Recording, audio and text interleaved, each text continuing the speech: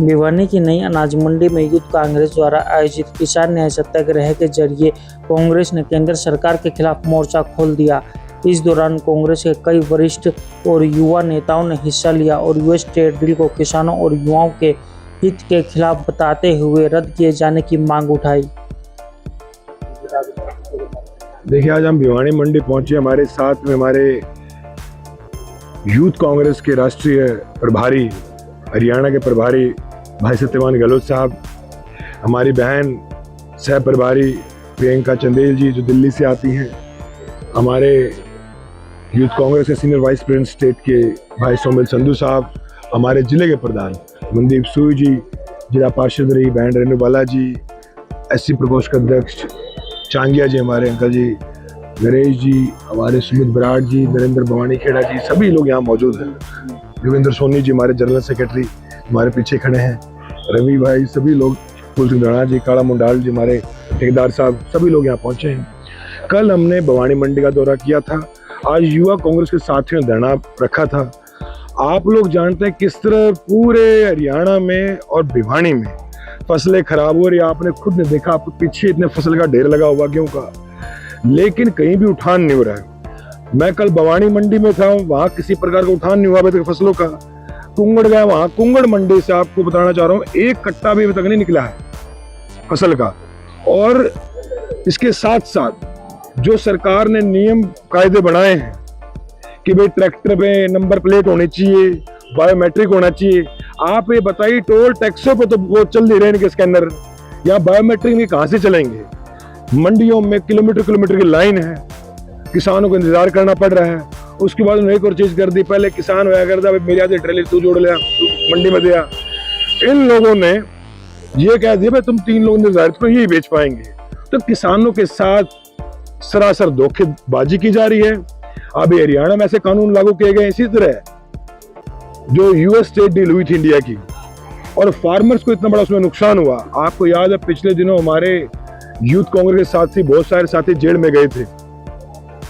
हमारे राष्ट्रीय अध्यक्ष उदय भानुचिव जी यूथ कांग्रेस के, वो जेल में गए थे। हमारे 10 साथी अन्य जेल में वो गए थे। तो सत्यवान भाई ने बड़ा संघर्ष किया। मनदीप सूई भी कुछ दिन पहले जेल में गया था। तो हमारे साथी संघर्ष करते हैं किसानों के लिए। और आज भी जब सरकार फिर से इस तरह की मनगढ़ंत योजनाएं लेके आते हैं, उसके खिलाफ भी संघर्ष करेंगे। जब तक फसल उठेगी नहीं, किसान के खाते में पैसा कहां से आएगा। और सारे किसान बेचारे अपनी जमीन पे खेती नहीं कर रहे, कई तो ठेके पे ले करते हैं, कहां से देंगे पैसा। पहली बात जरूरी कि फसल का उठान हो। आप देखिए ढेर लगा पड़ा मंडियों में, एक ही फसल नहीं उठ रही, किसान को पैसा कहां से आएगा। फिर बोलते कि बायोमेट्रिक करो, कभी ट्रैक्टर का नंबर प्लेट लेके आओ, कभी कुछ लेके आओ। तो पहली बार ही हो रहा है। कल मैं भिवानी मंडी में था, मुझे किसानों ने कहा पहली बार ऐसा लग रहा है कि मैं इस देश के नागरिक नहीं हूं। पहली बार ऐसा लग रहा है कि अभी हमें लोग अंधाता कहते थे और इन्होंने ऐसा हमारे साथ बर्ताव किया कि मैं इनसे कोई भीख मांग रहे हूँ। किसान इस देश के लोगों का पेट भरता हमारा अंधाता है, और इसके साथ ये सोतेला व्यवहार, ये सिर्फ जमीन पे नहीं हो रहा है, ये ऊपर से नीचे तक हो रहा है। पहले आप ट्रेड डील्स करते हो, उसमें किसानों को भगवान भरोसे छोड़ देते हो। फिर ये फसलें, कुछ दिन पहले ओलावृष्टि हुई, उसमें फसलें खराब हुई। हाँ, मुआवजा बात तो बहुत दूर की है, मुआवजा सब दोगे, लेकिन परसों बिल्कुल, मैं तो भी कह रहा हूँ परसों बारिश है। अब आप देखो, अगर ये फसलें, बारिश आती है, ये फसल खराब हो रही, फिर बोलेंगे फसल हम नहीं उठाई करेंगे। आपके सामने देखो फसलें, पीछे पूरी खराब फसल पड़ी है।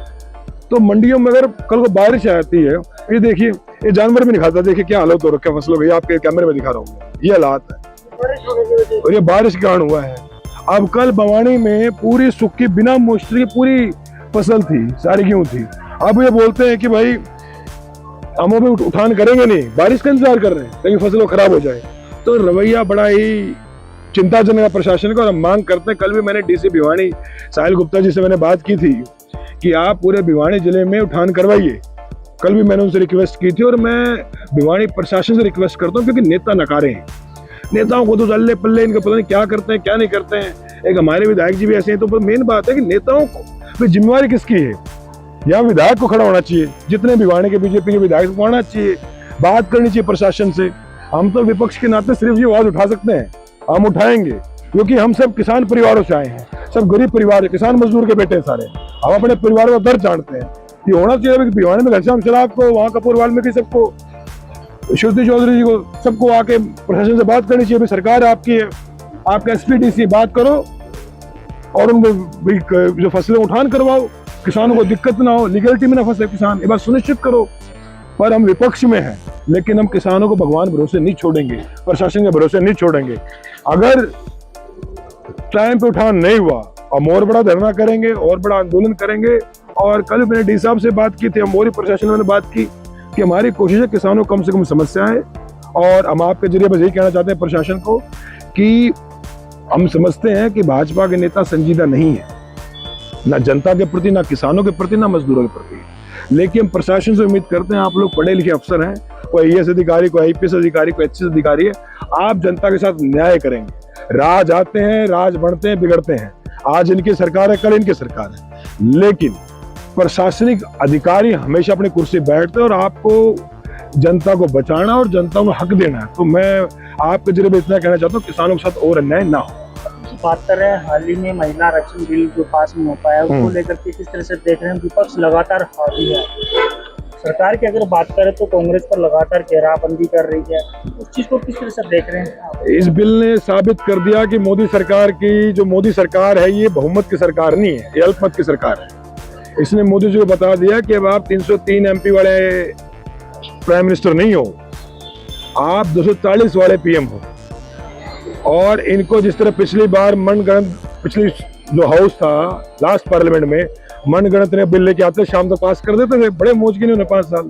पर ये भूल गए कि इस बार संविधान को बचाने वाली सरकार आई है और कोई बैकडोर से बिल लेके आएंगे उसका यही हाल होगा।